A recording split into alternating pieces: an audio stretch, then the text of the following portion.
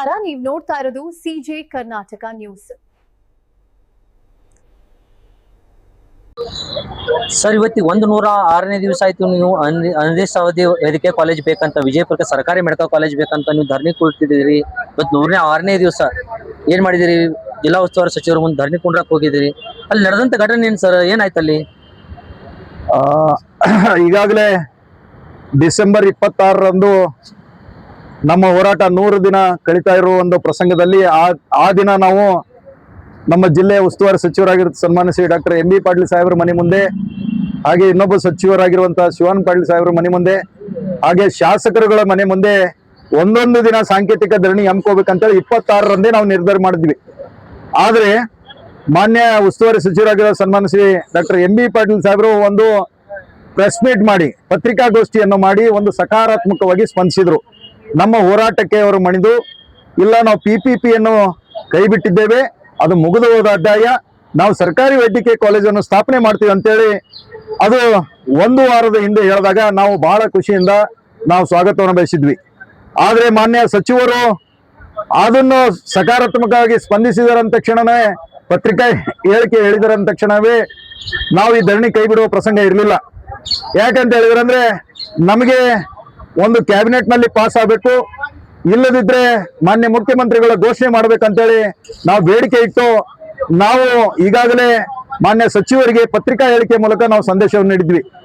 ಆದರೆ ಮಾನ್ಯ ಸಚಿವರು ಅದಕ್ಕೆ ಎಷ್ಟು ಸ್ಪಂದಿಸಿದ್ರೋ ಬಿಟ್ಟರೋ ನಮ್ಗೆ ಗೊತ್ತಿಲ್ಲ.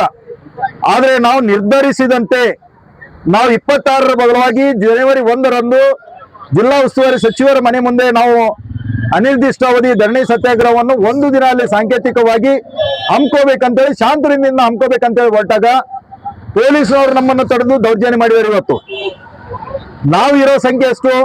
50ರಿಂದ 60 ಜನರು. ಅಷ್ಟು ನಾವು ಪೊಲೀಸ್ನವ್ರಿಗೆ ಬಹಳ ಬೀಳ್ತಿದ್ವಾ ಅಥವಾ ನಾವು ಏನಾರು ಮಾಡಿಬಿಡ್ತಿದ್ವಾ ಅಂತೇಳಿ ಒಂದು ಪ್ರಶ್ನೆ. ನಾವು ಸಾಂಕೇತಿಕವಾಗಿ 1 ದಿನ ನಾವು ಧರಣಿ ಹಾಕಿ ನಾವು ಸರ್ಕಾರಕ್ಕೆ ಎಚ್ಚರಿಕೆ ನೀಡುವಂತ, ಸಚಿವರುಗಳಿಗೆ ಎಚ್ಚರಿಕೆ ನೀಡುವಂತ ಕೆಲಸವನ್ನು ನಾವು ಮಾಡ್ತಾ ಇದ್ವಿ. ಕೂಡಲೇ ನಮಗೆ ಸರ್ಕಾರಿ ವೈದ್ಯಕೀಯ ಕಾಲೇಜನ್ನು ಸ್ಥಾಪನೆ ಮಾಡ್ಬೇಕಂತೇಳಿ ನಮ್ಮ ಒತ್ತಾಯ ಆಗಿತ್ತು. ಆದ್ರೆ ಪೊಲೀಸ್ನವರು ಏಕಾಏಕಿ ನಮ್ಮ ಮೇಲೆ ದೌರ್ಜನ್ಯ ಮಾಡಿ, ನಮ್ಮ ಸ್ವಾಮೀಜಿಗಳನ್ನು ಎಳೆದಾಡಿ, ನಮ್ಮ ಸ್ವಾಮೀಜಿಗಳನ್ನು ಎತ್ತಬೇಕತ್ತು ಎಳೆದಾಡಿ ಹೊಡೆದಿದ್ದೇ ಅಲ್ಲದನೆ ಅವ್ರ ಮೇಲೆ ದೌರ್ಜನ್ಯ ಮಾಡಿದ್ದಾರೆ. ನಾವು ಇದನ್ನು ಖಂಡಿಸ್ತೀವಿ. ಅಷ್ಟೇ ಅಲ್ಲದೇನೆ ಹೋರಾಟಗಾರರನ್ನು ಇವತ್ತು ಅನಧಿಕೃತವಾಗಿ ಬಂಧಿಸಿ, ಯಾಕಂದ್ರೆ ಬಂಧಿಸುವಂತ ಕಾರಣ ಆದ್ರೂ ಏನಿತ್ತು ಅಂತ ನಮಗೊಂದು ಪ್ರಶ್ನೆ. ನಾವು ಏನಾದ್ರು ಅಂತದ್ದು ಏನಾದ್ರು ಅಥವಾ ನಾವು ಏನಾದ್ರು ಕಲ್ಗಿಲ್ ಹೊಡೆದಿದ್ವಾ, ಅಥವಾ ನಾವು ಯಾರಿಗೂ ಹೊಡೆದಿದ್ವಾ, ನಾವು ಯಾರು ಬೈದಿದ್ವಾ, ಅಥವಾ ಏನ್ ಮಾಡಿದ್ವಿ ಅಂತೇಳಿ ನಮ್ಮನ್ನ ಬಂಧಿಸ್ತಾ ಇದ್ರಿ ನೀವು? ಸರ್, ಹಾಗಾದ್ರೆ ನೀವು ರೋಡ್ ಮ್ಯಾಗ ಕೂತಿರಿ, ನಿಮ್ ತಪ್ಪು ಅಲ್ಲ? ಇದು ಕಾನೂನುಬದ್ಧವಾಗಿ ತಪ್ಪು ಒಪ್ಪು, ಅದು ಕಾನೂನಿದೆ, ಇಲ್ಲ ಅಂತ ಹೇಳಲ್ಲ. ನೀವು ಬಂಧಿಸ್ಬೇಕಾದ್ರೆ ನೀವು ಬಂಧಿಸ್ರಿ, ಬೇಡ ಅಂತ ಹೇಳಲ್ಲ. ಆದ್ರೆ ದೌರ್ಜನ್ಯ ಯಾಕೆ? ಈಗ ನೀವು ದೌರ್ಜನ್ಯನೇ ಮಾಡ್ತಾ ಇರೋದು. ನೀವು ನಮ್ಮ ಹೋರಾಟ ಇರೋದು ಆದರ್ಶನಗರ ಪೊಲೀಸ್ ಠಾಣೆಯ ಲಿಮಿಟ್ಸ್ ಅಲ್ಲಿ. ಆದ್ರೆ ನೀವು ಇವತ್ತು ಅನಧಿಕೃತವಾಗಿ ಬಂಧಿಸಿ ಹೊರ್ತಿ ಮತ್ತು ಜಳಕಿ ಪೊಲೀಸ್ ಸ್ಟೇಷನ್ ಠಾಣೆಯಲ್ಲಿ ಇಟ್ಟಿದ್ದೀರಿ. ಇದು ಅನಧಿಕೃತ ಅಲ್ಲಂದ್ರೆ ಏನು ಅಂತ ನಮ್ಮ ಪ್ರಶ್ನೆ.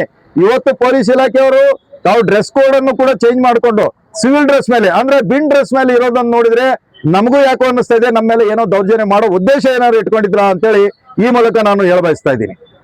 ಸರ್, ಇದರಲ್ಲಿ ಉಸ್ತುವಾರಿ ಸಚಿವರು ತಮ್ಮ ಒಂದು ಪ್ರಾಬಲ್ಯವನ್ನು ಮೆರೆದಂತ ಅನ್ಸುತ್ತೆ. ಬಹುಶಃ ನಾವು ಇದನ್ನ ಹೇಳೋದು ಕಷ್ಟ ಆಗ್ಬೋದು. ಉಸ್ತುವಾರಿ ಸಚಿವರ ಪ್ರಾಬಲ್ಯ ಅಂತ ಹೇಳಕ್ಕಾಗಲ್ಲ. ಯಾಕಂದ್ರೆ ಈಗಾಗಲೇ ನಮ್ಗೆ ಸ್ಪಂದಿಸಿರೋದ್ರಿಂದ, ಉಸ್ತುವಾರಿ ಸಚಿವರು ಈಗಾಗಲೇ ಸರ್ಕಾರಿ ವೈದ್ಯಕೀಯ ಕಾಲೇಜನ್ನೇ ಮಾಡ್ತೀವಿ ಅಂತೇಳಿ ಹೇಳಿರೋದ್ರಿಂದ ನಾವು ನಿರ್ಧರಿಸಿದಂತೆ ಹೋರಾಟ ಮಾಡ್ತಾ ಇದೀವಿ ಹೊರತು ಉಸ್ತುವಾರಿ ಸಚಿವರ ವಿರುದ್ಧ ಆಗಿರ್ಬೋದು, ಇನ್ನೊಬ್ಬರು ಸಚಿವರ ವಿರುದ್ಧ ಆಗಿರ್ಬೋದು, ಶಾಸಕರ ವಿರುದ್ಧವಾಗಿ ಅಲ್ಲ. ನಾವು ನೇರವಾಗಿ ಹೇಳ್ತಾ ಇದೀವಿ, ಸರ್ಕಾರದ ವಿರುದ್ಧ, ಸರ್ಕಾರದ ಒಂದು ನೀತಿಯ ವಿರುದ್ಧ ನಾವು ಇವತ್ತು ಈ ಹೋರಾಟವನ್ನು ಹಮ್ಮಿಕೊಂಡಿದ್ದೇವೆ. ನಾವು ಯಾವುದೇ ಕಾರಣಕ್ಕೆ ಯಾರನ್ನು ಕೂಡ ನಾವು ಆಪಾದನೆ ಮಾಡುವಂಥದ್ದು, ಪರ ಹೇಳುವಂಥದ್ದು ಇಲ್ಲಿ ನಮ್ಮ ಹೋರಾಟಗಾರರ ಕರ್ತವ್ಯ ಅಲ್ಲ ಅಂತ ಈ ಮೂಲಕ ನಾನು ಹೇಳ ಬಯಸ್ತಾ ಇದ್ದೀನಿ. ಸರ್, ನಿಮ್ಮ ಹೆಸರು? ಸುರೇಶ್ ಬಿಜಾಪುರ್, ಸಾಮಾಜಿಕ ಹೋರಾಟಗಾರರು. Thank you sir.